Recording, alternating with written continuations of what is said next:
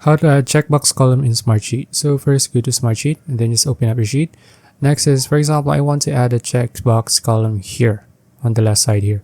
So just right click here on the last column and then click on insert column right, and then you can just name your column here. So I'll just name this checkbox and then just select checkbox here.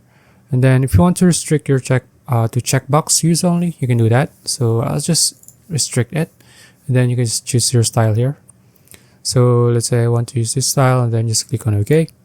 And then here, as you can see, there are some that doesn't have any checkbox here, but that's only because you don't have any data on the columns here or on the rows here.